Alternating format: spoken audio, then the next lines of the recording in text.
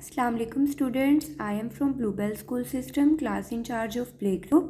Today our subject is Urdu. आज हम उर्दू में पढ़ेंगे जीम का ख़ानदान.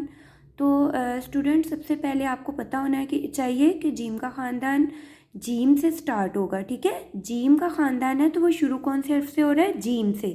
ये क्या है? जीम. जीम के अंदर कितने नुक्ते हैं? एक. आपने नुक्तों की ध्यान से पहचान करनी है. जीम के अंदर कितने नुक्ते हैं? एक. जीम के बाद कौन सा हर्फ आ रहा है? चे. चे के अंदर कितने नुक्ते हैं? तीन. चे के बाद अगला कौन सा हर्फ है? हे. हे तो बिल्कुल खाली है. हे के अंदर कोई भी नुक्ता नहीं है.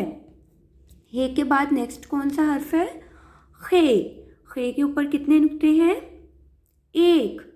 जीम के ख़ानदान में सबकी जो शक्ल है वो एक जैसी है, लेकिन नुक्तों की वजह से इनके नाम मुख्तलिफ हैं.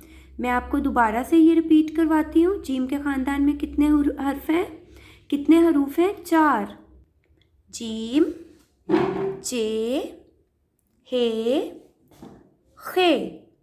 आपने जीम के ख़ानदान को बहुत अच्छे से याद करना है और ज़ुबानी आपने इसको याद करना है कि जीम के ख़ानदान में 4 हरूफ हैं और कौन कौन से हैं? जीम, चे, हे, खे. Thank you so much. Allah हाफिज़.